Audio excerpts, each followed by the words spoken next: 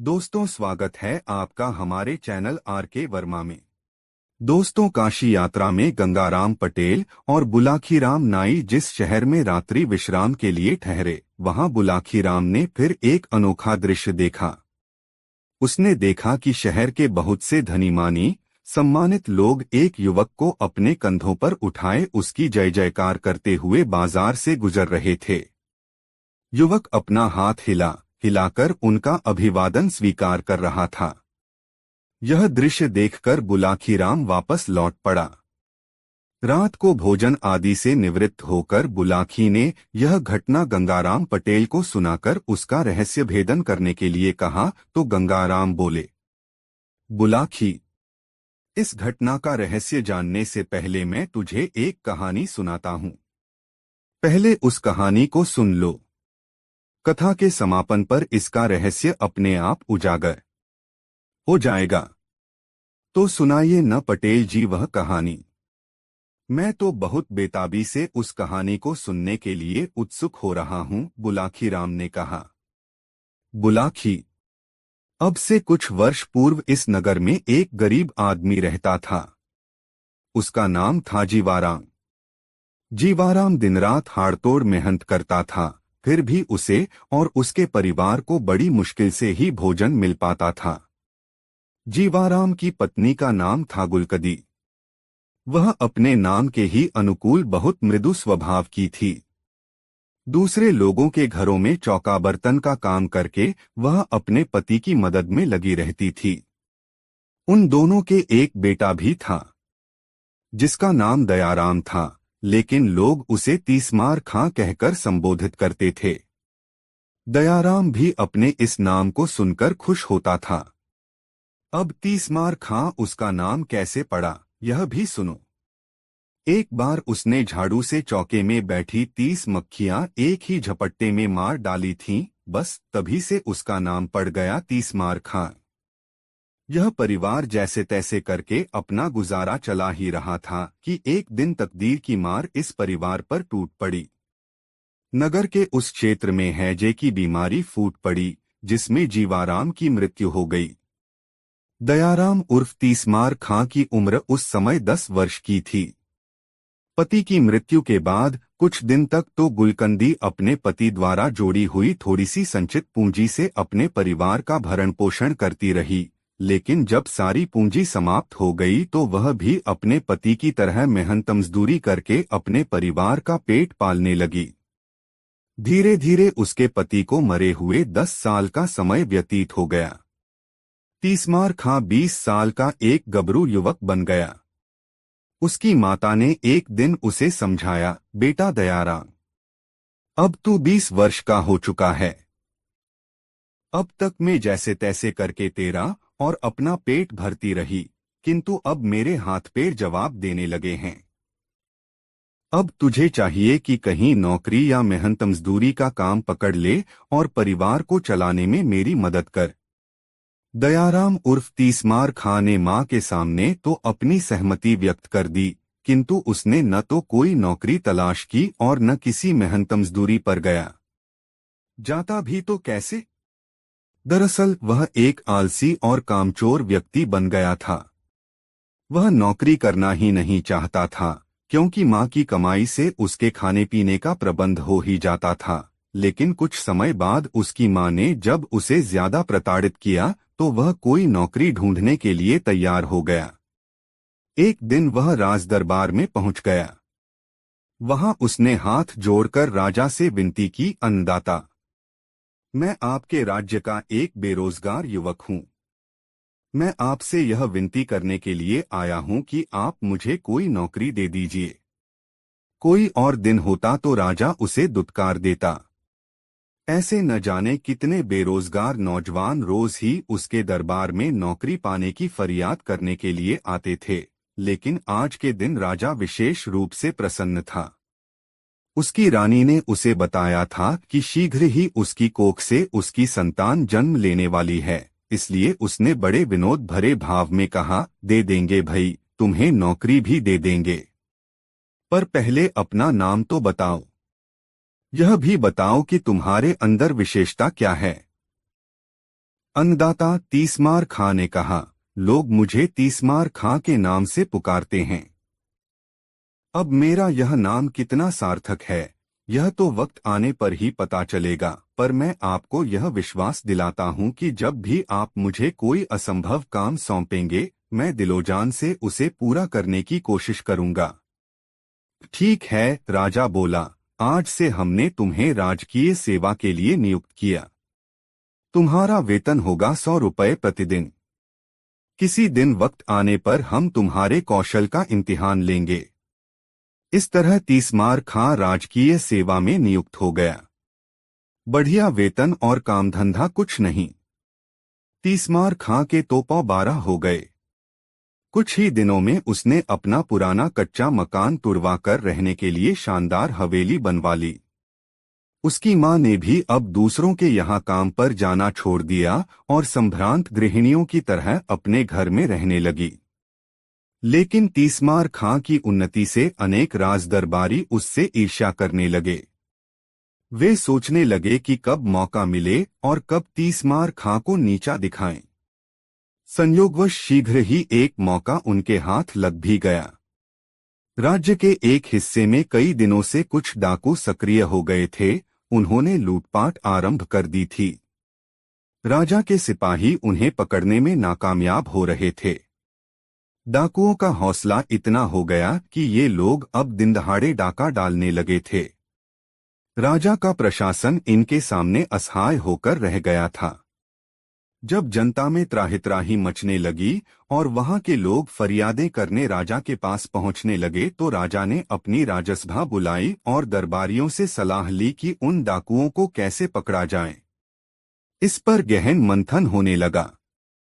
किसी ने राय व्यक्त की कि वह सारा इलाका सेना के हवाले कर दिया जाए। किसी ने कहा कि डाकू पकड़कर शासन के हवाले कर देने वालों के लिए भारी इनाम देने की घोषणा करा दी जाए। किसी ने कुछ राय दी तो किसी ने कुछ। तभी राजा के एक मंत्री ने, जो तीसमार खां से द्वेष रखता था, राजा से कहा, अन्नदाता, यह काम तीसमार खां को सौंप दीजिए। उसे आपने नौकरी भी इसी शर्त पर दी थी कि वह असंभव कामों को कर दिखाएगा। बहुत समय से वह राजकोष से मुफ्त में अपना वेतन ले रहा है। अब समय आ गया है कि उसकी योग्यता की परख कर ली जाए। यह विचार राजा को पसंद आया। राजकार्यों में उलझे रहने के कारण यह बात उनके ध्यान से उतर गई कि उन्होंने तीसमार खां को नौकरी इसी शर्त पर दी थी कि वह असंभव कार्यों को संभव कर दिखाएगा। आज उसके इम्तिहान का अवसर आ पहुंचा था। अतः उन्होंने तीसमार खां को दरबार में बुलाया और कहा, तीसमार खां, तुम्हें याद है कि हमने तुम्हें किस शर्त पर नौकरी दी थी? हाँ अन्नदाता, मुझे अच्छी तरह याद है, तीसमार खां ने कहा। नौकरी देते समय आपने पूछा था कि तुम में क्या विशेषता है, तो मैंने यह कहा था कि मैं किसी भी असंभव कार्य को संभव बना सकता हूँ। बस तो समझ लो कि आज तुम्हारी परीक्षा की घड़ी आ पहुंची। देश के दक्षिणी क्षेत्र में जाओ और वहां के लोगों में भय का वातावरण पैदा कर रहे डाकू दलों का सफाया कर दो। इस काम के लिए तुम जितने सैनिक चाहो तुम्हें उपलब्ध करा दिए जाएंगे। ठीक है अन्नदाता, मैं कल ही दक्षिण की ओर रवाना हो जाऊंगा और इस काम के लिए मुझे किसी सैनिक की आवश्यकता भी नहीं है। मैं अकेला ही इस काम को अंजाम दूंगा। तीसमार खां राजा के सामने यह बात कह तो आया, किंतु घर आकर वह चिंता में पड़ गया। तलवार की तो बात ही छोड़िए, उसने तो कभी सुई तक नहीं पकड़ी थी और फिर उसका सामना होना था दुर्दांत लुटेरों से। जब राजा के इतने सैनिक उन लुटेरों को नहीं पकड़ पाए तो वह कैसे पकड़ लेगा उन डाकुओं को? यही सब सोच सोचकर उसकी हवा खराब होने लगी। सारी रात वह सो नहीं सका। बस इसी चिंता में घुलता रहा कि इस स्थिति का मुकाबला वह कैसे करे। उसे चिंता में पड़ा देखकर उसकी मां भी चिंतित हो गई। उसने अपने बेटे से उसकी चिंता का कारण पूछा तो तीसमार खां ने उसे अपनी चिंता से अवगत करा दिया। अब तो उसकी माता की चिंता भी बढ़ गई। उसने कहा, बेटे, तू यह राज्य छोड़कर किसी दूसरे राज्य में चला जा। यहाँ तो तेरे लिए दोनों तरफ मौत है। डाकुओं से भिड़ेगा तो वे तुझे जीवित नहीं छोड़ेंगे, और यदि तू नाकामयाब होकर लौटा तो राजा तुझे हुक्मदुली के जुर्म में जेल में डलवा देगा। तेरी सारी संपत्ति कुर्क करा ली जाएगी। हो सकता है ऐसी हालत में राजा मुझे भी जेल में डलवा दे। हाँ माँ, ऐसा ही करना ठीक रहेगा, भयभीत स्वर में तीसमार खां ने कहा। अब तू जल्दी से मेरे लिए थोड़ा भोजन बना दे, तब तक मैं घर में रखे धन को सहेज लेता हूँ। ऐसा कहकर तीसमार खां अपने घर में रखा धन गिनकर एक थैले में भरने लगा। उसकी माता रास्ते में भोजन के लिए उसके लिए तिल के लड्डू बनाने लगी। अचानक ही कोई काम उसे याद आ गया। आथा चाशनी बनाने का काम अधूरा छोड़कर वह उस काम को करने के लिए पड़ोस में चली गई। इसी बीच एक चूहे का पीछा करते हुए काला नाग रसोई में आ गया। उसने चूहे को पकड़ने के लिए जैसे ही उछाल मारी, वह चाशनी में गिर गया। चाशनी बहुत गर्म थी। नाग का सारा शरीर पिघलकर उस चाशनी का ही हिस्सा बन गया। कुछ देर बाद तीसमार खां की मां वहां पहुंची। उसने जल्दी जल्दी लड्डू तैयार किए और उन्हें पोटली में बांधकर रख दिया। तीसमार खां ने भी अपनी पूंजी एक थैले में भरी और कुछ धन अपनी माता के लिए छोड़कर दोनों पोटलियां लेकर घोड़े पर सवार होकर घर से बाहर निकल गया। सारा दिन वह यात्रा करता रहा। शाम हुई तो वह किसी गांव में न ठहरकर जंगल में ही एक वृक्ष के नीचे टिक गया। घोड़ा चरने के लिए छोड़ दिया और दोनों पोटलियां वृक्ष के ऊपर एक शाखा पर टांग दी। कुछ ही देर में उसे नींद ने आ दबोचा और वह गहरी नींद में जा समाया। संयोग की बात कि जिन डाकुओं की खोज के लिए तीसमार खां जा रहा था, उसके सोते ही डाकुओं का वह दल वहीं आ पहुंचा। डाकुओं ने तीसमार खां को अकेले सोता हुआ देखा तो निश्चित भाव से उसके पास आ पहुंचे। पेड़ के नीचे बैठते ही जैसे ही एक डाकू की निगाह पेड़ पर लटकी दोनों पोटलियों पर पड़ी, वह कह उठा, अरे जरा ऊपर की ओर तो देखो, वहां दो पोटलियां लटक रही हैं। जरूर यह पोटलियां इसी सोए हुए मुसाफिर की होंगी। अपना सारा माल इसने उन पोटलियों में ही भर रखा होगा। डाकुओं के सरदार ने कहा, इन्हें नीचे उतारो। डाकुओं के सरदार के आदेश पर एक डाकू तुरंत पेड़ पर चढ़ गया और दोनों पोटलियां उतार लाया। पोटलियां खोली गईं तो एक में ढेर सारा धन और दूसरी में लड्डू भरे हुए मिले। डाकू भूखे थे। लड्डू देखते ही उनके मुंह में पानी भर आया और वे लड्डुओं पर टूट पड़े। रुपए पैसों से भरी पोटली पहले से ही डाकू सरदार ने अपने कब्जे में कर ली थी। कुछ ही देर में उन सब की हालत खराब होने लगी। तीक्ष्ण विष के प्रभाव से वे अचेत होने लगे। फिर देखते ही देखते सारे डाकुओं की मौत हो गई। भोर के समय जब तीसमार खां की नींद टूटी तो उसकी निगाह डाकुओं पर पड़ी। उसकी दोनों पोटलियां खुली हुई पड़ी थीं। पलक झपकते ही सारा मामला उसकी समझ में आ गया। मां की असावधानी से जरूर लड्डुओं में कोई विषैला तत्व गिर गया होगा, जिसे खाकर ही इन लोगों की मौत हुई है।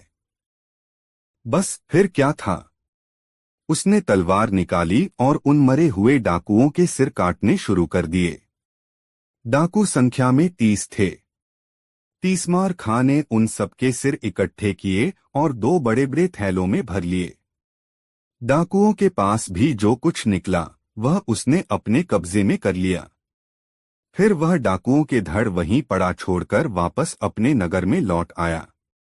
राजा के पास पहुंचकर जब उसने अपना कारनामा राजा को बताया तो राजा बेहद खुश हुआ। उसने तीसमार खां की बहुत प्रशंसा की, उसे ढेरों पुरस्कार दिए और उसकी तनख्वाह में बढ़ोतरी करके आदेश दे दिया कि तीसमार खां की जय जयकार करते हुए इसे सारे नगर में घुमाया जाए। इतनी कहानी सुनाकर गंगाराम पटेल ने बुलाकी नाई से कहा, हे बुलाकी राम, आज शाम तू जो नजारा देखकर आया था वह उसी समय का था।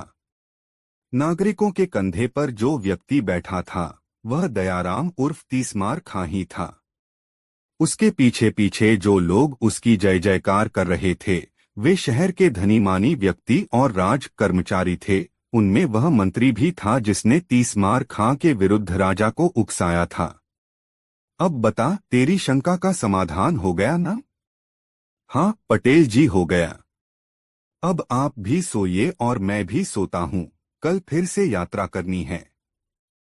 दोनों ने चादरों से मुंह ढांप लिया और सोने की तैयारियां करने लगे। दोस्तों, गंगाराम पटेल और बुलाकी राम नाई की यह मजेदार कहानी आपको कैसी लगी कमेंट बॉक्स में जरूर बताएं। दोस्तों, सुबह भोर हुई तो गंगाराम पटेल और बुलाकी राम उठे, सामान समेटा और घोड़ों पर जीन कसकर अपनी यात्रा पर निकल पड़े। रास्ते में एक नगर में उन्होंने दोपहर का भोजन किया और दिन ढलते ढलते एक नए नगर में जा पहुंचे। वहां वे एक धर्मशाला में ठहर गए। नित्य की तरह बुलाकी भोजन का सामान खरीदने के लिए चला गया। वहां उसने लौटती बार जो दृश्य देखा वह उसका रहस्य जानने को बेचैन हो उठा। भोजन आदि से निवृत्त होकर जब गंगाराम बिस्तर पर पहुंचकर हुक्का गुड़गुड़ाने लगे तब उसने पटेल के पैर दबाते हुए उनसे कहा, पटेल जी, अब तो आप भोजनादि से निवृत्त हो चुके हैं। क्या अब मैं अपनी वह बात कहूं जो आज बाजार से लौटते समय मैंने देखी है? हाँ हाँ भाई, अवश्य कहो, पटेल विनोद भरे स्वर में बोले। तुम्हारी इस शर्त को मानकर ही तो मैं तुम्हें साथ लाया हूं। मुझे मालूम है कि मैंने तुम्हारी शंका का समाधान न किया तो सवेरा होते ही तुम मेरा साथ छोड़कर वापस लौट जाओगे। आथ अपनी बात अवश्य कहो।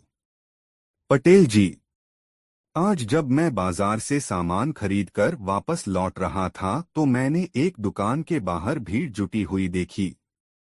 यह देख मैं भी यह जानने के लिए वहां ठहर गया कि देखूं माजरा क्या है, किस कारण यह भीड़ खड़ी है। मैंने देखा कि एक वैश्य की दुकान के नीचे एक 12-13 वर्षीय लड़के की लाश पड़ी हुई है। लाश के समीप ही उस लड़के के माँ बाप बैठे सिसक रहे थे। तभी एक व्यक्ति वहां पहुंचा। उसमें और वैश्य में कुछ वार्तालाप हुआ। फिर उस व्यक्ति ने लड़के के पिता से किसी बात की शपथ लेने के लिए कहा। लड़के के पिता ने जैसे ही शपथ ली कि मृत लड़का जीवित होकर खड़ा हो गया। यह देखकर मेरी हैरत का ठिकाना न रहा। मैं तत्काल वहां से चलकर आपके पास पहुंचा। बस तभी से मेरे पेट में इस बात का रहस्य जानने के लिए मरोड़े उठ रही थीं, किंतु मुझे यह भी मालूम था कि आप बिस्तर में जाने से पहले कुछ बताएंगे नहीं, इसलिए खामोश ही रहा। अब आप मुझे उस रहस्य के बारे में बतलाइए। सुनो, बुलाकी राम पटेल बोले, यहाँ से कुछ कोसों के फासले पर एक गांव है किशनपुर। उस गांव में रेवती रमन नाम का एक गरीब ब्राह्मण निवास करता था। उसकी पत्नी का नाम शीला था। नाम के अनुकूल उसकी पत्नी बहुत ही शील स्वभाव की थी। ब्राह्मण भी बहुत नेक और अच्छे आचरण वाला था। उनका एक बेटा भी था जिसकी आयु तब 10 वर्ष की हो चुकी थी। उसका नाम था चंद्रदेव। रेवती रमन नाम का वह ब्राह्मण बहुत गरीब था। उसके पास जमीन भी ज्यादा नहीं थी। उस जमीन से जो भी अनाज पैदा होता उसी के सहारे उनका निर्वाह होता था। अपनी आर्थिक स्थिति से तंग आकर एक दिन उसने अपनी पत्नी से कहा, सुनो शीला, यहाँ गांव में रहकर निर्वाह करना दिन प्रतिदिन मुश्किल होता जा रहा है। आठ मैंने निश्चय किया है कि 1-2 दिन में यह गांव छोड़कर किसी बड़े नगर को चल पड़ेंगे। बड़े शहरों में काम की कोई कमी नहीं होती। ईश्वर ने चाहा तो हम वहां किसी की नौकरी कर लेंगे और आराम से जीवन व्यतीत करेंगे। कुछ सालों बाद जब हमारे पास कुछ धन इकट्ठा हो जाएगा तो हम वापस लौट आएंगे और उस धन से कोई कारोबार कर लेंगे। इस तरह आसानी से हमारे जीवन का निर्वाह हो जाएगा। अब बताओ, तुम्हारी क्या राय है इस विषय में? मेरी राय तो वही है जो आपकी है, रेवती की पत्नी ने कहा। जैसा आपको उचित लगे आप वैसा ही कीजिए। मैं आपके साथ हूँ। इस प्रकार विचार करके रेवती अपनी पत्नी और पुत्र को साथ लेकर शहर के लिए चल पड़ा। शहर में पहुंचकर रेवती रमन ने एक वैश्य के यहाँ नौकरी कर ली। उसकी पत्नी ने भी एक महाजन के यहाँ खाना बनाने की नौकरी कर ली। इस तरह से उनका निर्वाह ठीक ढंग से होने लगा। रेवती रमन मेहनती आदमी था। 1 साल बाद उसका काम देखकर वैश्य ने उसकी तनख्वाह बढ़ा दी। इस तरह से वह अपने परिवार का भरण पोषण करने के पश्चात कुछ धन भविष्य के लिए बचाने लगा। 3 साल के बाद उन दोनों की कमाई से 5,000 रुपये इकट्ठे हो गए। तब दोनों ने अपनी अपनी नौकरी छोड़ दी और अपने गांव लौट पड़े। शाम के समय वे इसी नगर में पहुंचे। उन्होंने रात्रि विश्राम के लिए किसी उपयुक्त जगह की जानकारी चाही। सामने उसी वैश्य की दुकान थी जिसे तुम देखकर आए हो। आथा रेवती रमन उसी के पास पहुंचा और बोला, सेठ जी, मैं यहाँ परदेशी हूँ। मेरे साथ मेरा परिवार भी है। मैं रात्रि विश्राम के लिए किसी उपयुक्त जगह की तलाश में हूँ। क्या आप मुझे कोई ऐसा स्थान बता सकते हैं जहां हम सुरक्षित रह सकें? कोई जोखिम की चीज तो नहीं है तुम्हारे पास? मेरा मतलब है रुपया पैसा। वह तो है सेठ जी। इसीलिए तो मैं किसी सुरक्षित जगह पर रात को ठहरना चाहता हूँ। देखो भाई, सेठ बोला, तुम्हारे रात्रि विश्राम के लिए तो मैं तुम्हें जगह दे सकता हूँ, लेकिन तुम्हारे पास मौजूद रुपयों की जिम्मेदारी नहीं ले सकता। यह शहर चोर लुटेरों के लिए बहुत बदनाम है। कोई चोर लुटेरा रात में आकर तुमसे तुम्हारा धन छीन ले गया तो मेरी बहुत बदनामी होगी। तुम एक काम करो, तुम्हारे पास जितना धन है वह मेरे पास जमा कर दो। सवेरे जब तुम जाने लगो तो अपना धन सहेज लेना। ठीक है सेठ जी। आप इस शहर में सम्मानित नागरिक हैं। हमें आप पर पूरा यकीन है कि आप अमानत में खयानत नहीं करेंगे। मेरे पास 5,000 रुपये हैं। उन्हें आप अपने पास जमा कर लीजिए। सुबह जाने से पहले मैं आपसे अपना रुपया वापस ले लूंगा। ऐसा कहकर रेवती रमन ने अपना पैसा उस वैश्य के पास जमा करवा दिया। वह रात रेवती रमन और उसके परिवार ने सेठ की दुकान के बाहर लगे फट्टों पर सोकर काट ली। प्रातः जब सेठ ने दुकान खोली तो रेवती रमन ने उससे अपना पैसा वापस मांगा। इस पर सेठ की त्योरियां चढ़ गईं। उसने तेज आवाज में पूछा, कैसा पैसा? तुमने मुझे कोई पैसा नहीं दिया था। इस पर दोनों में तकरार होने लगी। पड़ोसी और राहगीर इकट्ठे हो गए। सेठ के पड़ोसियों ने तब उनका विवाद खत्म करने के लिए रेवती रमन से कहा, देखो भाई, तुम कहते हो कल रात तुमने इनके पास 5,000 रुपये जमा कराए थे, जबकि ये सेठ इस बात से साफ इनकार कर रहा है। अब कौन सच्चा है और कौन झूठा, इसका फैसला तो शपथ लेकर ही किया जा सकता है। क्या तुम अपने इकलौते बेटे की कसम खाकर यह बात कह सकते हो कि तुमने रात इस सेठ के पास 5,000 रुपये जमा कराए थे? बिल्कुल कह सकता हूँ, रेवती रमन बोला। जो बात सच है उसके लिए मैं कैसी भी शपथ लेने को तैयार हूँ। क्यों सेठ, क्या तुम्हें भी यह बात मंजूर है? बिल्कुल मंजूर है, सेठ बोला। न्यायकर्ताओं ने तब रेवती रमन से उसके बेटे के सिर पर हाथ रखकर यह कसम खाने के लिए कहा कि यदि उसकी शपथ झूठी है तो तत्काल उसके बेटे की मृत्यु हो जाए। बुलाकी पटेल ने आगे कहा, किस्मत का खेल देखो। जैसे ही रेवती रमन ने अपने बेटे चंद्रदेव के सिर पर हाथ रखकर यह शपथ ली कि तत्काल उसके बेटे की मौत हो गई। झूठा होते हुए भी उस सेठ के चेहरे पर विजय के भाव झलक उठे। रेवती और उसकी पत्नी सन्न रह गए। वहां उपस्थित भीड़ और न्यायकर्ताओं ने रेवती को बहुत लानत मलामतें दी क्योंकि वह झूठा साबित हो गया था। रेवती की हालत ऐसी हो गई जैसे भरे बाजार में उसे किसी ने नंगा कर दिया हो। पति पत्नी दोनों ही सिसक रहे थे और भीड़ उनका मजाक उड़ा रही थी, उन पर फप्तियां कस रही थी। तभी उस भीड़ में से निकलकर एक आदमी रेवती रमण के पास पहुंचा। उसने उससे कहा, देखो दोस्त, असली माजरा क्या है, तुम मुझे सच्ची बात बताओ। क्या वाकई तुमने इस सेठ को 5,000 रुपए जमा करने के लिए दिए थे?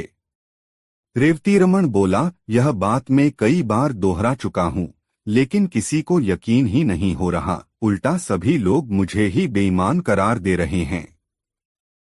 तब एक बार तुम मेरे सामने अपने लड़के की शपथ लेकर यह बात दोबारा कहो कि मेरी बात बिल्कुल सही है। मैंने सेठ के पास अपने 5,000 रुपए जमा कराए थे। यदि तुम्हारी बात सत्य निकली तो तुम्हारा मृत बेटा अभी जीवित होकर उठ खड़ा होगा। फिर उस आदमी ने सेठ से कहा, क्यों सेठ, तुम्हें मंजूर है यह बात? बिल्कुल मंजूर है। भला मुझे क्या एतराज हो सकता है, लेकिन यह आदमी झूठा है। इसका झूठ साबित भी हो चुका है। बेटे की शपथ लेने के बाद इसने झूठ बोला, इसलिए तो इसके बेटे की मौत हो गई है। बेशक बेशक, वह व्यक्ति बोला, पर अगर इस बार शपथ लेने के बाद इसका बेटा जीवित हो जाए, उस सूरत में तुम्हें इसे 5 नहीं 10,000 रुपए वापस करने होंगे। बोलो मंजूर है? कहा तो है, मुझे इसका चैलेंज मंजूर है, सेठ ने कह दिया। उस व्यक्ति के कहने पर रेवती रमण ने अपने मृत बेटे की शपथ लेकर अपनी बात दोहरा दी। शपथ लेते ही एक चमत्कार हो गया। रेवती रमण का मृत बेटा जीवित होकर उठ बैठा। सारी भीड़ यह देखकर आश्चर्यचकित रह गई। तब सेठ को वादे के अनुसार रेवती रमण को 5 की जगह 10,000 रुपए लौटाने पड़े।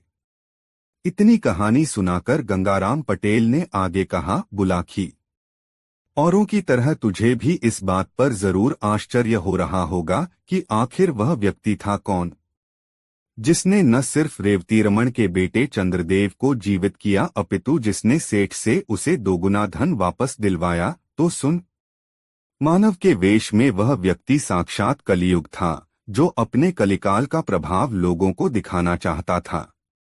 यह कलियुग है बुलाखी। इस काल में कैसी भी अनहोनी घटना घट जाए, उस पर आश्चर्य नहीं होना चाहिए।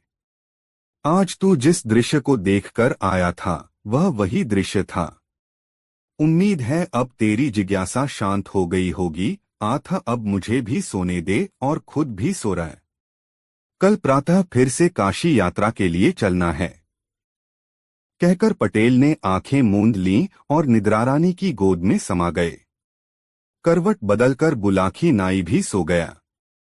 दोस्तों, सुबह भोर हुई तो गंगाराम पटेल और बुलाखी राम उठे, शौचादि से फारिग हुए, सामान समेटा और घोड़ों पर जीन कसकर अपनी यात्रा पर निकल पड़े। रास्ते में एक नगर में उन्होंने दोपहर का भोजन किया और दिन ढलते ढलते एक नए नगर में जा पहुंचे। वहां वे एक धर्मशाला में ठहर गए। नित्य की तरह बुलाखी भोजन का सामान खरीदने के लिए चला गया। वहां उसने लौटती बार जो दृश्य देखा, वह उसका रहस्य जानने को बेचैन हो उठा।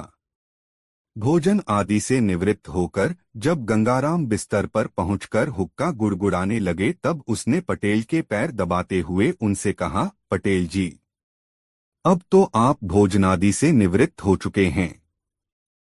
क्या अब मैं अपनी वह बात कहूं जो आज बाजार से लौटते समय मैंने देखी है? हाँ हाँ भाई, अवश्य कहो, पटेल विनोद भरे स्वर में बोले। तुम्हारी इस शर्त को मानकर ही तो मैं तुम्हें साथ लाया हूं।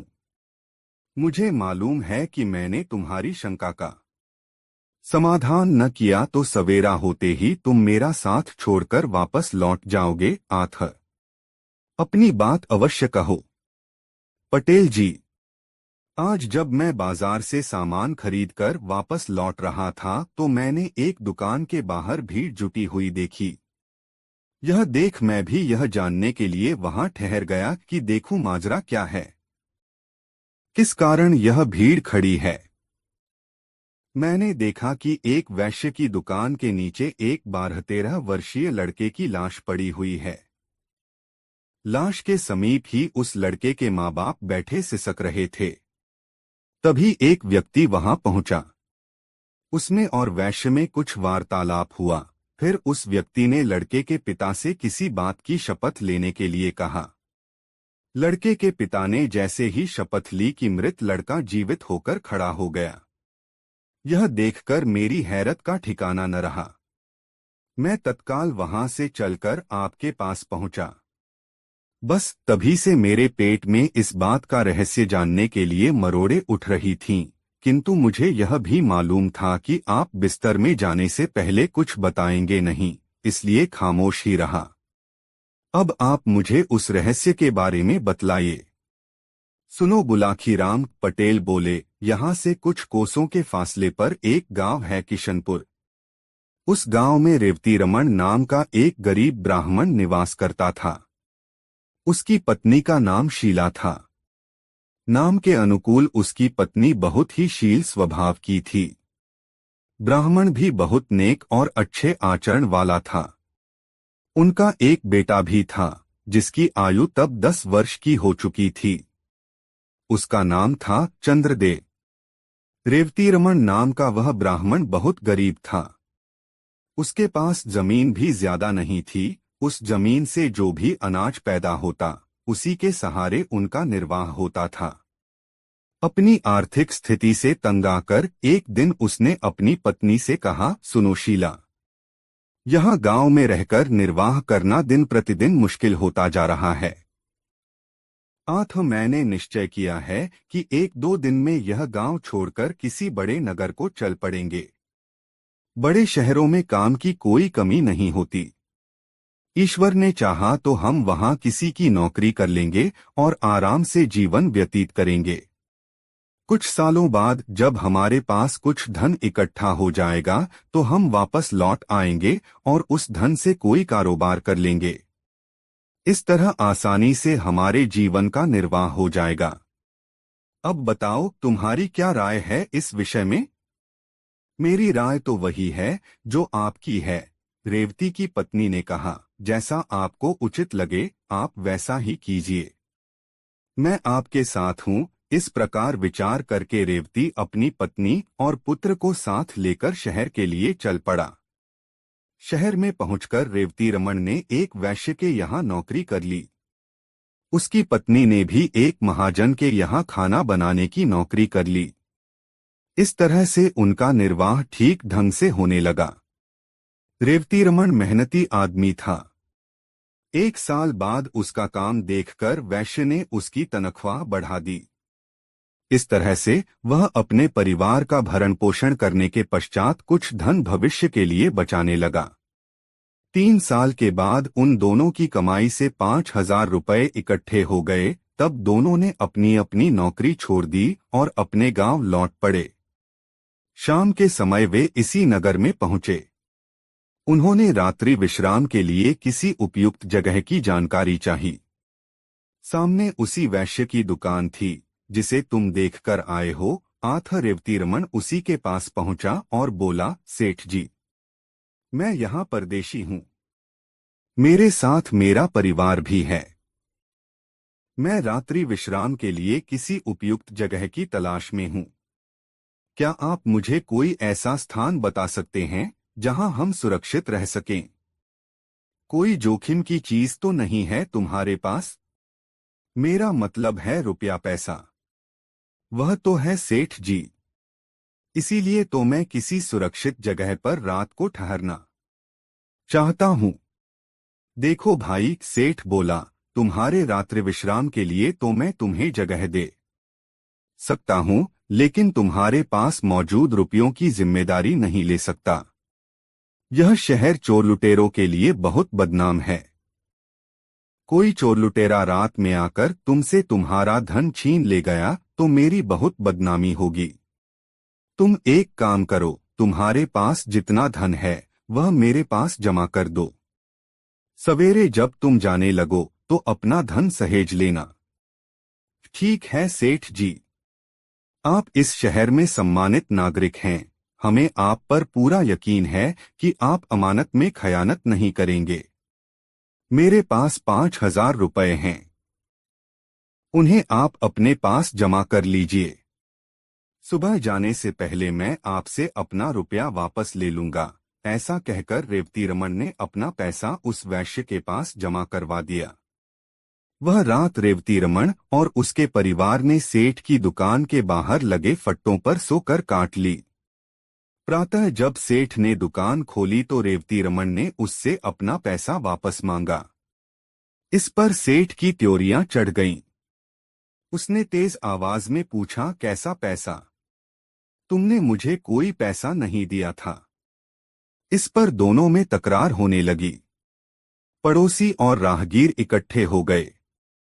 सेठ के पड़ोसियों ने तब उनका विवाद खत्म करने के लिए रेवतीरमण से कहा, देखो भाई, तुम कहते हो कल रात तुमने इनके पास 5,000 रुपए जमा कराए थे, जबकि ये सेठ इस बात से साफ इनकार कर रहा है। अब कौन सच्चा है और कौन झूठा, इसका फैसला तो शपथ लेकर ही किया जा सकता है। क्या तुम अपने इकलौते बेटे की कसम खाकर यह बात कह सकते हो कि तुमने रात इस सेठ के पास 5,000 रुपए जमा कराए थे? बिल्कुल कह सकता हूँ, रेवतीरमण बोला। जो बात सच है उसके लिए मैं कैसी भी शपथ लेने को तैयार हूँ। क्यों सेठ, क्या तुम्हें भी यह बात मंजूर है? बिल्कुल मंजूर है, सेठ बोला। न्यायकर्ताओं ने तब रेवतीरमण से उसके बेटे के सिर पर हाथ रखकर यह कसम खाने के लिए कहा कि यदि उसकी शपथ झूठी है तो तत्काल उसके बेटे की मृत्यु हो जाए। बुलाकी पटेल ने आगे कहा, किस्मत का खेल देखो। जैसे ही रेवतीरमण ने अपने बेटे चंद्रदेव के सिर पर हाथ रखकर यह शपथ ली कि तत्काल उसके बेटे की मौत हो गई। झूठा होते हुए भी उस सेठ के चेहरे पर विजय के भाव झलक उठे। रेवती और उसकी पत्नी सन्न रह गए। वहां उपस्थित भीड़ और न्यायकर्ताओं ने रेवती को बहुत लानत लानतें दी, क्योंकि वह झूठा साबित हो गया था। रेवती की हालत ऐसी हो गई जैसे भरे बाजार में उसे किसी ने नंगा कर दिया हो। पति पत्नी दोनों ही सिसक रहे थे और भीड़ उनका मजाक उड़ा रही थी, उन पर फप्तियां कस रही थी। तभी उस भीड़ में से निकलकर एक आदमी रेवतीरमण के पास पहुंचा। उसने उससे कहा, देखो दोस्त, असली माजरा क्या है, तुम मुझे सच्ची बात बताओ। क्या वाकई तुमने इस सेठ को 5,000 रुपए जमा करने के लिए दिए थे? रेवतीरमण बोला, यह बात मैं कई बार दोहरा चुका हूँ, लेकिन किसी को यकीन ही नहीं हो रहा। उल्टा सभी लोग मुझे ही बेईमान करार दे रहे हैं। तब एक बार तुम मेरे सामने अपने लड़के की शपथ लेकर यह बात दोबारा कहो कि मेरी बात बिल्कुल सही है। मैंने सेठ के पास अपने 5,000 रुपए जमा कराए थे। यदि तुम्हारी बात सत्य निकली तो तुम्हारा मृत बेटा अभी जीवित होकर उठ खड़ा होगा।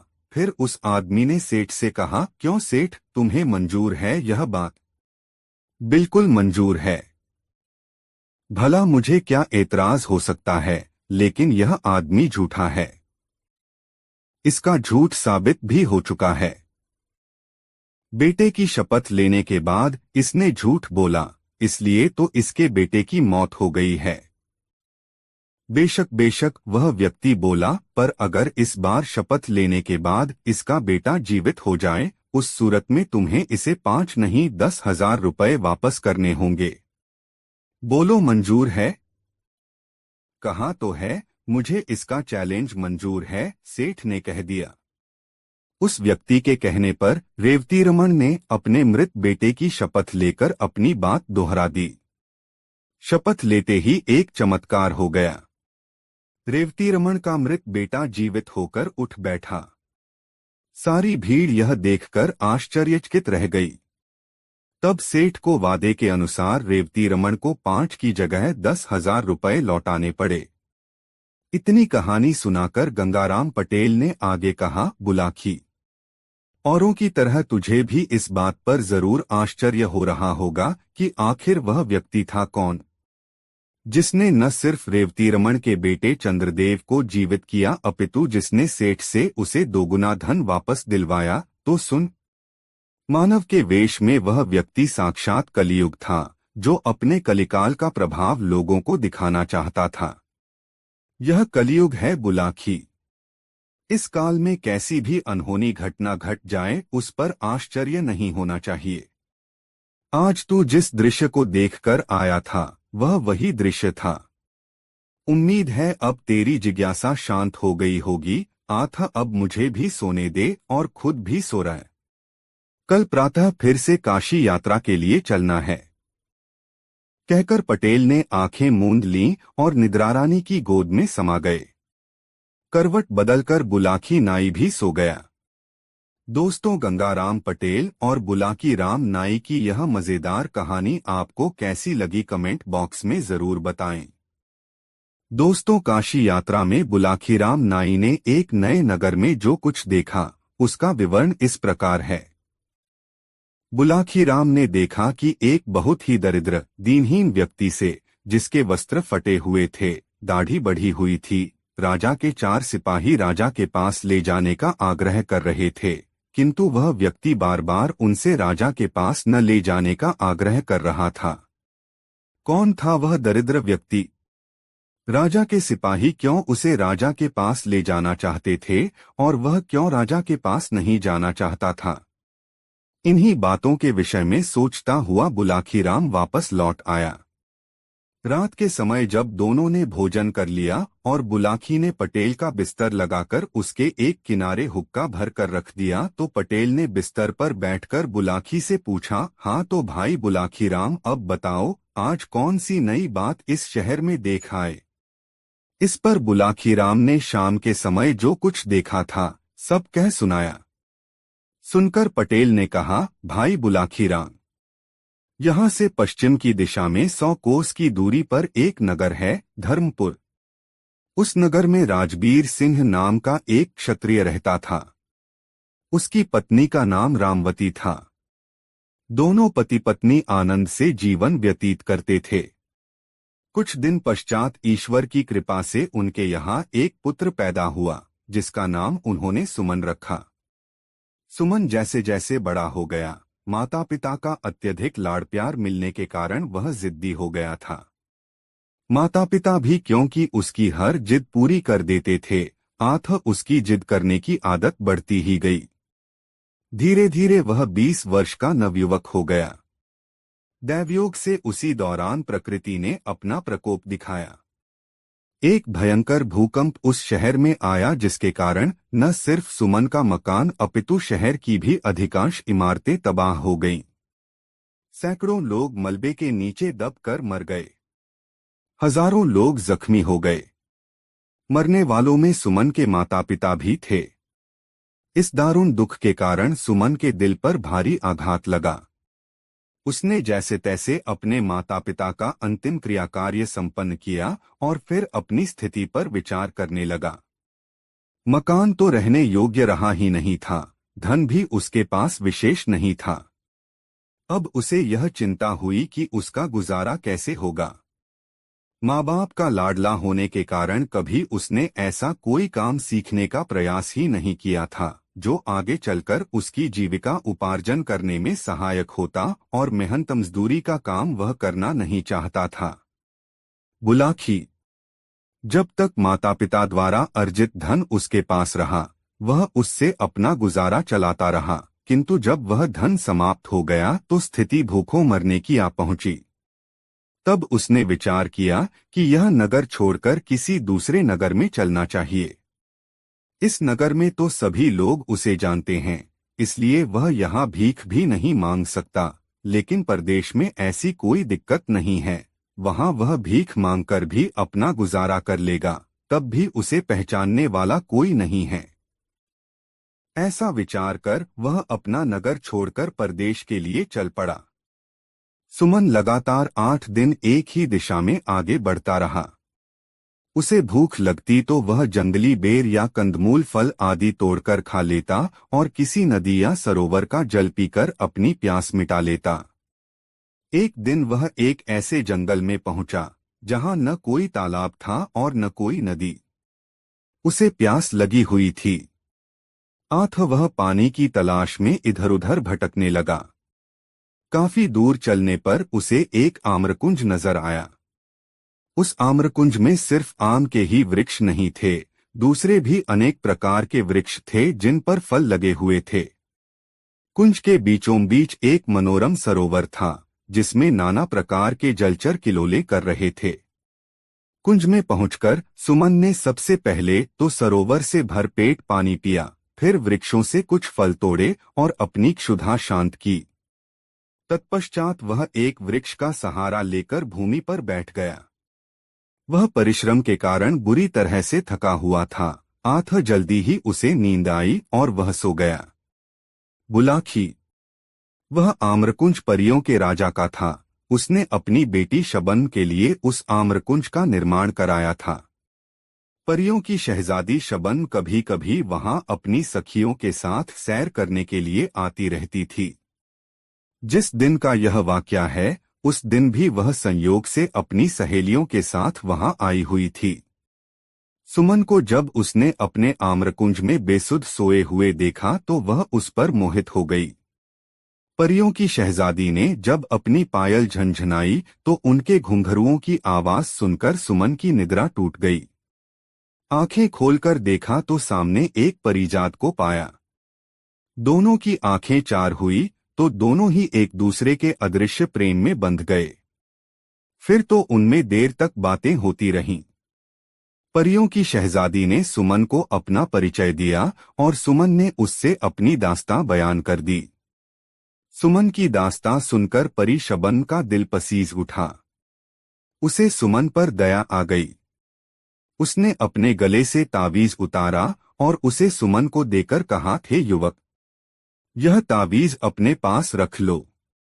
यह मेरे प्रेम की निशानी है, तुम इसे कभी अपने शरीर से अलग मत करना। यह हर संकट में तुम्हारे काम आएगा। यह कहकर वह परी वहां से चली गई। सुमन भी उठकर अपने गंतव्य की ओर चल पड़ा। 2 दिन बाद वह एक नगर में पहुंचा। वहां पहुंचकर उसने कोई काम ढूंढने का प्रयास किया, किंतु किसी भी जगह पर उसे कोई काम न मिला। तब यह विचार कर कि कल सुबह यहाँ के राज दरबार में जाकर राजा से कोई काम मांगूंगा, वह राजमहल की दीवार के साथ ही भूमि पर पड़कर सो रहा। आधी रात का समय हुआ तो किसी स्त्री के रोने का स्वर सुनकर उसकी नींद खुल गई।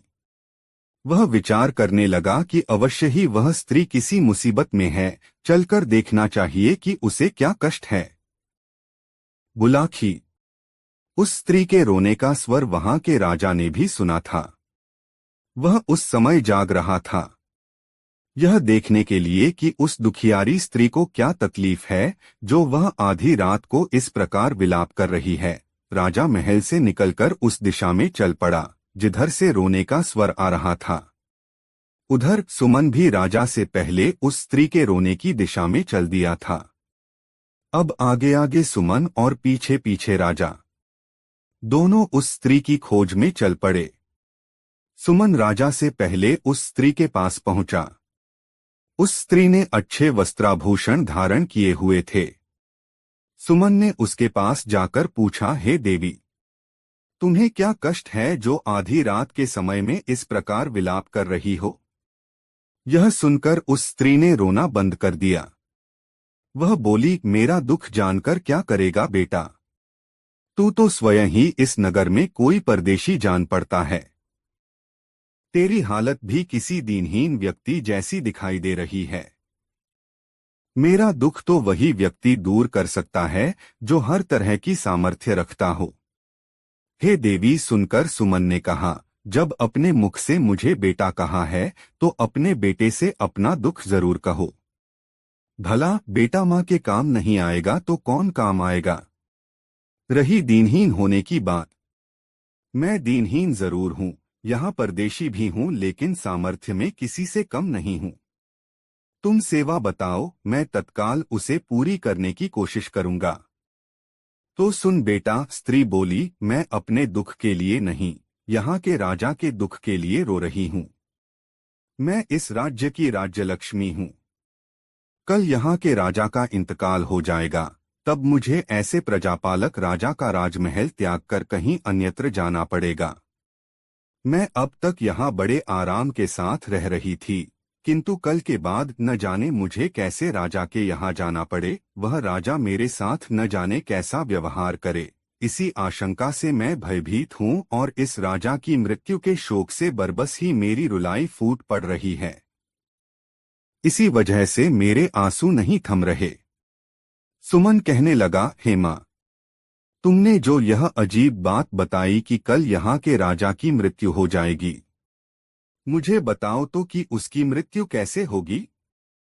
राजा तो बिल्कुल भला चंगा और हर तरह से स्वस्थ है, उसे कोई रोग भी नहीं है, फिर उसकी मृत्यु का तो प्रश्न ही नहीं उठता।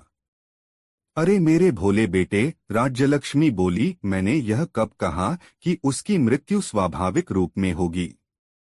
उसकी मृत्यु तो एक सिंह के द्वारा होगी। सुन, कल यह राजा आखेट के लिए वन में जाएगा, वहीं एक सिंह शिकार के दौरान इसे मार डालेगा। यह सुनकर सुमन ने कहा, हेमा, जब तुम्हें इतना ज्ञान है कि राजा की मृत्यु सिंह के शिकार के दौरान होगी, तो तुम यह भी अवश्य जानती होगी कि राजा की मृत्यु किस प्रकार टल सकती है। मुझे वह उपाय बताओ, मैं अपने प्राण देकर भी राजा के प्राणों की रक्षा करने की कोशिश करूंगा। देवी बोली, हे परदेशी, उपाय तो है, किंतु वह करना कठिन है। मैं तुझे वह उपाय बताए देती हूँ। उपाय यह है कि जब राजा आखेट करने वन में जाए तो तू भी उसके साथ वन में चले जाना और राजा के साथ परछाई की तरह लगे रहना। सिंह जब राजा को असावधान पाकर उस पर झपटने को हो, उससे पहले ही तू सिंह पर झपट पड़ना और अपनी तलवार से सिंह को मार डालना, लेकिन यह सब तेरी फुर्ती, शक्ति और चपलता पर निर्भर करता है। यदि तनिक भी चूक हुई तो सिंह राजा के साथ साथ तुझे भी फाड़ डालेगा। ऐसा नहीं होगा माँ, सुमन ने कहा, मैं बहुत सतर्क रहूंगा और हर हाल में राजा के जीवन की रक्षा करूंगा। तेरा कल्याण हो, कहकर वह स्त्री अंतर्धान हो गई। राजा ने अंधेरे में छिपकर उन दोनों का सारा वार्तालाप सुना। उसे अनजाने मित्र सुमन के ऊपर गर्व हो आया, जो न तो यहाँ का निवासी ही था और न राजा का कोई मित्र अथवा रिश्तेदार, फिर भी वह उसके लिए अपनी जान जोखिम में डालने को तैयार था। राजा उसी समय उसके सामने जाहिर होना चाहता था, किंतु न जाने क्या सोचकर उसने अपना कार्यक्रम बदल दिया। वह घूमा और सीधा अपने महल में चला गया। सुमन भी लौटकर अपने पहले वाली जगह पर पड़कर सो गया। बुलाखीराम जब राजा अपने महल में आकर पलंग पर लेटा तो वह अपने मन में विचार करने लगा कि कल मैं शिकार करने के लिए जाऊंगा ही नहीं, और जब जंगल में जाऊंगा ही नहीं तो सिंह के हाथों मेरी मौत कैसे हो जाएगी। ऐसा विचार करके राजा ने निश्चय कर लिया कि कल किसी भी हालत में वह वन की ओर नहीं जाएगा, चाहे कैसी भी आवश्यकता क्यों न पड़ जाए। लेकिन राजा का यह निश्चय अगले दिन धरा का धरा रह गया। भोर होते ही राजा का एक परम मित्र उसके पास आ पहुंचा। उसका वह मित्र स्वयं भी एक रियासत का राजकुमार था और एक दक्ष शिकारी भी था। उसने जब राजा से शिकार करने के लिए वन में चलने को कहा तो राजा इनकार न कर सका और अपने शिकारियों को साथ लेकर वन की ओर चल पड़ा। इस बीच सुमन साये की तरह राजा के साथ लगा रहा।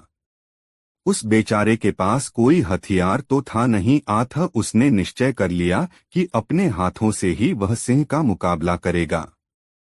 हाका शुरू हुआ। शिकारी ढोल बजा जाकर जंगली जानवरों को खदेड़कर उस दिशा में लाने लगे जिधर राजा मचान पर अपने हथियारों से लैस होकर बैठा था। थोड़ी देर में एक कद्दावर सिंह उसे नजर आया। हाका तंग हुआ तो सिंह सीधा मचान की ओर लपका।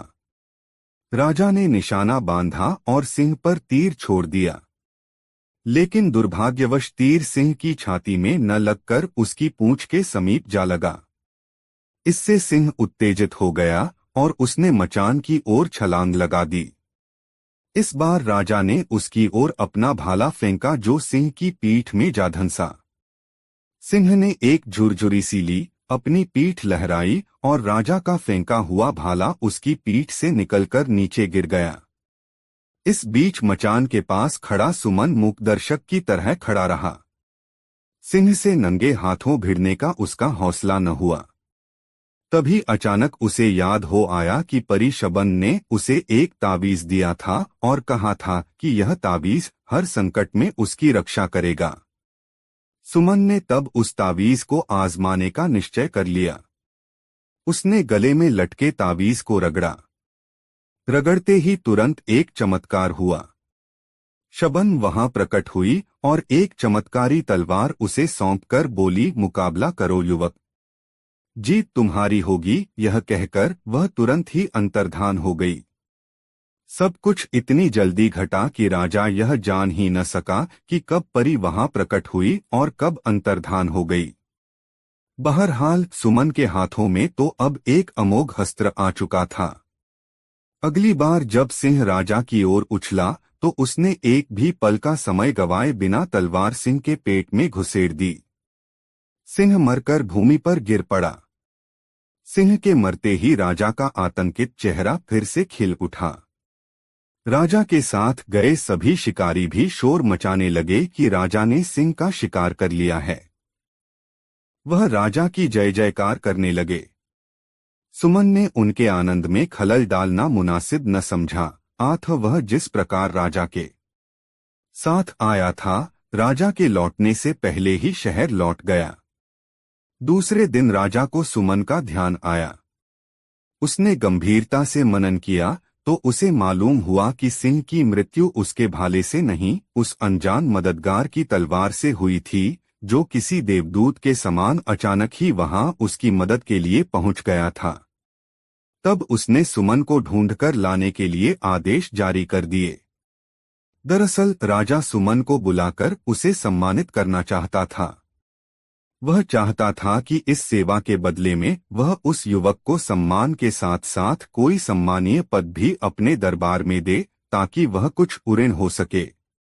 इतनी कहानी सुनाकर पटेल जी खामोश हो गए। उन्होंने हुक्के की निगाली मुंह में लगाकर एक जोरदार कश खींचा। कुछ देर उस कश का आनंद उठाया, फिर ढेर सारा धुआं मुंह से उगलकर आगे कहा, बुलाखी, कहानी खत्म हो गई। अब पहचान की। वह युवक कौन था जिसे तू शाम को देखकर आया था? तो क्या स्वयं सुमन ही वह व्यक्ति था? बुलाखी बोला, और उसी को राजा के सिपाही अपने साथ ले चलने का आग्रह कर रहे थे, ताकि राजा उसे सम्मानित कर कोई अच्छा सा पद उसे राजदरबार में दे सके। बिल्कुल सही समझा तुमने, पटेल बोले, और चूंकि अब तुम्हारे प्रश्न का उत्तर तुम्हें मिल गया है, इसलिए अब लंबी तान कर सो रहो। मुझे भी बहुत जोरों से नींद आ रही है। तत्पश्चात दोनों सो गए। रात बीतती रही। दोस्तों, कहानी कैसी लगी कमेंट में जरूर बताएं। दोस्तों, सुबह भोर हुई तो गंगाराम पटेल और बुलाखीराम उठे। शौचादि से फारिग हुए, सामान समेटा और घोड़ों पर जीन कसकर अपनी यात्रा पर निकल पड़े। रास्ते में एक नगर में उन्होंने दोपहर का भोजन किया और दिन ढलते ढलते एक नए नगर में जा पहुंचे। वहां वे एक धर्मशाला में ठहर गए। नित्य की तरह बुलाखी भोजन का सामान खरीदने के लिए चला गया। वहां उसने लौटती बार जो दृश्य देखा, वह उसका रहस्य जानने को बेचैन हो उठा। भोजन आदि से निवृत्त होकर जब गंगाराम बिस्तर पर पहुंचकर हुक्का गुड़गुड़ाने लगे, तब उसने पटेल के पैर दबाते हुए उनसे कहा, पटेल जी, अब तो आप भोजनादि से निवृत्त हो चुके हैं। क्या अब मैं अपनी वह बात कहूं जो आज बाजार से लौटते समय मैंने देखी है? हाँ हाँ भाई, अवश्य कहो, पटेल विनोद भरे स्वर में बोले। तुम्हारी इस शर्त को मानकर ही तो मैं तुम्हें साथ लाया हूं। मुझे मालूम है कि मैंने तुम्हारी शंका का समाधान न किया तो सवेरा होते ही तुम मेरा साथ छोड़कर वापस लौट जाओगे। आथ अपनी बात अवश्य कहो। पटेल जी, आज जब मैं बाजार से सामान खरीदकर वापस लौट रहा था तो मैंने एक दुकान के बाहर भीड़ जुटी हुई देखी। यह देख मैं भी यह जानने के लिए वहां ठहर गया कि देखूं माजरा क्या है, किस कारण यह भीड़ खड़ी है। मैंने देखा कि एक वैश्य की दुकान के नीचे एक 12-13 वर्षीय लड़के की लाश पड़ी हुई है। लाश के समीप ही उस लड़के के माँ बाप बैठे सिसक रहे थे। तभी एक व्यक्ति वहां पहुंचा। उसमें और वैश्य में कुछ वार्तालाप हुआ। फिर उस व्यक्ति ने लड़के के पिता से किसी बात की शपथ लेने के लिए कहा। लड़के के पिता ने जैसे ही शपथ ली कि मृत लड़का जीवित होकर खड़ा हो गया। यह देखकर मेरी हैरत का ठिकाना न रहा। मैं तत्काल वहां से चलकर आपके पास पहुंचा।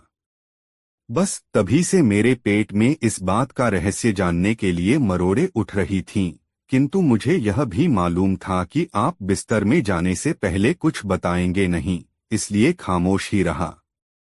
अब आप मुझे उस रहस्य के बारे में बतलाइए। सुनो, बुलाखीराम पटेल बोले, यहाँ से कुछ कोसों के फासले पर एक गांव है किशनपुर। उस गांव में रेवती रमन नाम का एक गरीब ब्राह्मण निवास करता था। उसकी पत्नी का नाम शीला था। नाम के अनुकूल उसकी पत्नी बहुत ही शील स्वभाव की थी। ब्राह्मण भी बहुत नेक और अच्छे आचरण वाला था। उनका एक बेटा भी था, जिसकी आयु तब 10 वर्ष की हो चुकी थी। उसका नाम था चंद्रदेव। रेवती रमन नाम का वह ब्राह्मण बहुत गरीब था। उसके पास जमीन भी ज्यादा नहीं थी। उस जमीन से जो भी अनाज पैदा होता, उसी के सहारे उनका निर्वाह होता था। अपनी आर्थिक स्थिति से तंग आकर एक दिन उसने अपनी पत्नी से कहा, सुनो शीला, यहाँ गांव में रहकर निर्वाह करना दिन प्रतिदिन मुश्किल होता जा रहा है। मैंने निश्चय किया है कि 1-2 दिन में यह गांव छोड़कर किसी बड़े नगर को चल पड़ेंगे। बड़े शहरों में काम की कोई कमी नहीं होती। ईश्वर ने चाहा तो हम वहां किसी की नौकरी कर लेंगे और आराम से जीवन व्यतीत करेंगे।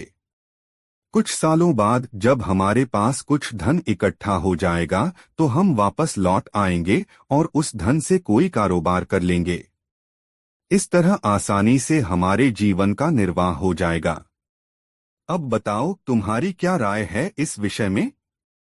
मेरी राय तो वही है जो आपकी है, रेवती की पत्नी ने कहा। जैसा आपको उचित लगे आप वैसा ही कीजिए। मैं आपके साथ हूँ। इस प्रकार विचार करके रेवती अपनी पत्नी और पुत्र को साथ लेकर शहर के लिए चल पड़ा। शहर में पहुंचकर रेवती रमन ने एक वैश्य के यहाँ नौकरी कर ली। उसकी पत्नी ने भी एक महाजन के यहाँ खाना बनाने की नौकरी कर ली। इस तरह से उनका निर्वाह ठीक ढंग से होने लगा। रेवती रमन मेहनती आदमी था। 1 साल बाद उसका काम देखकर वैश्य ने उसकी तनख्वाह बढ़ा दी। इस तरह से वह अपने परिवार का भरण पोषण करने के पश्चात कुछ धन भविष्य के लिए बचाने लगा। 3 साल के बाद उन दोनों की कमाई से 5,000 रुपए इकट्ठे हो गए। तब दोनों ने अपनी अपनी नौकरी छोड़ दी और अपने गांव लौट पड़े। शाम के समय वे इसी नगर में पहुंचे। उन्होंने रात्रि विश्राम के लिए किसी उपयुक्त जगह की जानकारी चाही। सामने उसी वैश्य की दुकान थी जिसे तुम देखकर आए हो। रेवती रमन उसी के पास पहुंचा और बोला, सेठ जी, मैं यहाँ परदेशी हूँ। मेरे साथ मेरा परिवार भी है। मैं रात्रि विश्राम के लिए किसी उपयुक्त जगह की तलाश में हूँ।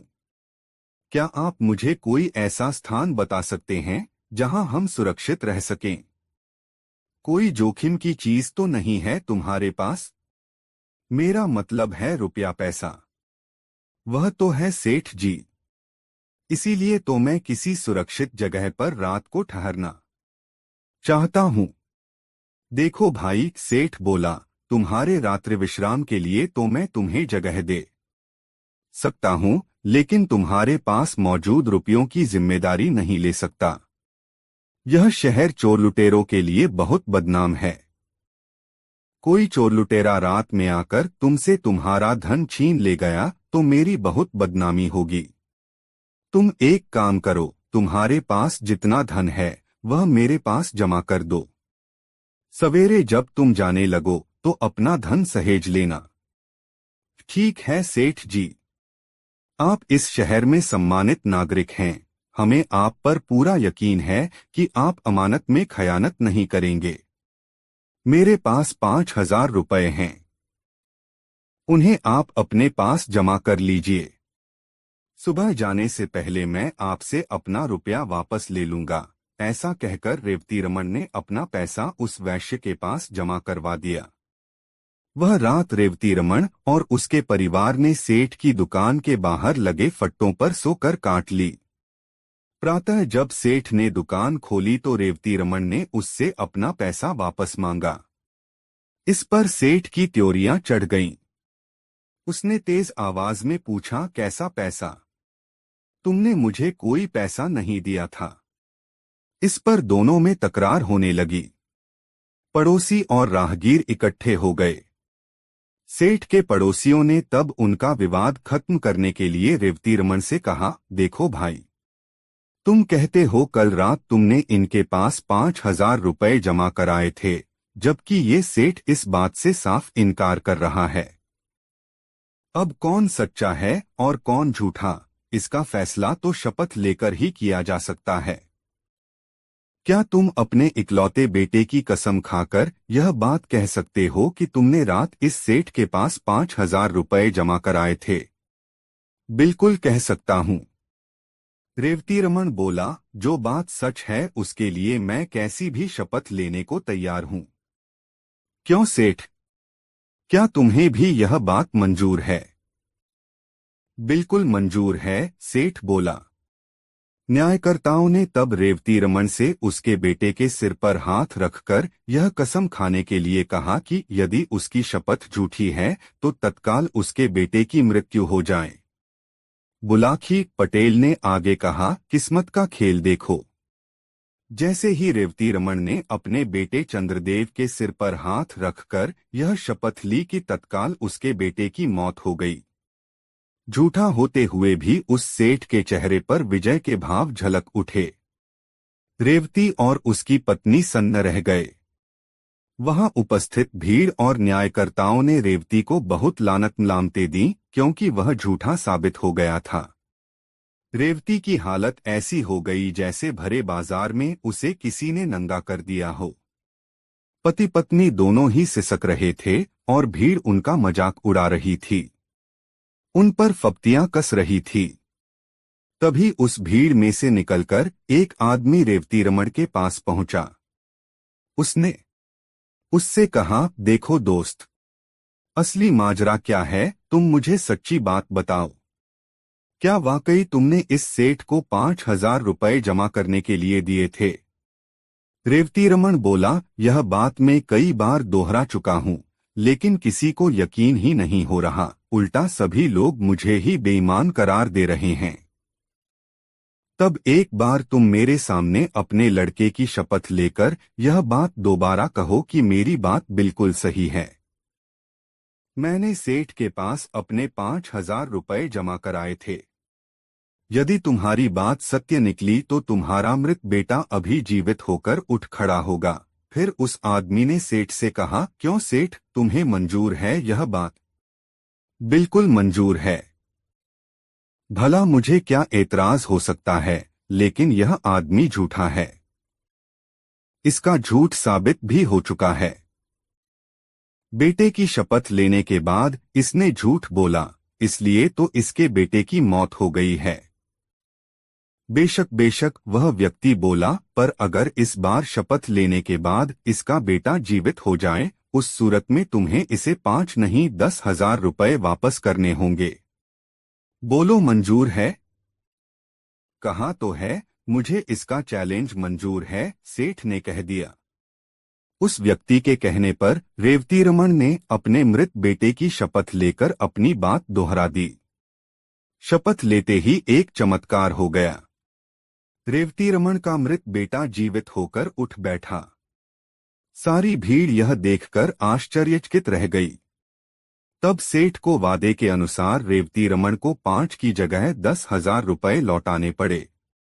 इतनी कहानी सुनाकर गंगाराम पटेल ने आगे कहा, बुलाकी औरों की तरह तुझे भी इस बात पर जरूर आश्चर्य हो रहा होगा कि आखिर वह व्यक्ति था कौन, जिसने न सिर्फ रेवतीरमण के बेटे चंद्रदेव को जीवित किया अपितु जिसने सेठ से उसे दोगुना धन वापस दिलवाया। तो सुन, मानव के वेश में वह व्यक्ति साक्षात कलियुग था, जो अपने कलिकाल का प्रभाव लोगों को दिखाना चाहता था। यह कलियुग है बुलाखी। इस काल में कैसी भी अनहोनी घटना घट जाए उस पर आश्चर्य नहीं होना चाहिए। आज तू जिस दृश्य को देखकर आया था वह वही दृश्य था। उम्मीद है अब तेरी जिज्ञासा शांत हो गई होगी। आथा अब मुझे भी सोने दे और खुद भी सो रहा है। कल प्रातः फिर से काशी यात्रा के लिए चलना है, कहकर पटेल ने आंखें मूंद लीं और निद्रारानी की गोद में समा गए। करवट बदलकर बुलाखी नाई भी सो गया। दोस्तों, यह कहानी आपको कैसी लगी कमेंट में जरूर बताएं। ऐसी और नई मजेदार कहानी सुनने के लिए हमारे चैनल आरके वर्मा को सब्सक्राइब जरूर कर लें और यह वीडियो अपने मित्रों को जरूर शेयर करें। वीडियो देखने के लिए आपका बहुत बहुत धन्यवाद। मिलते हैं किसी अगले वीडियो में, तब तक के लिए जय श्री राधे राधे। धन्यवाद।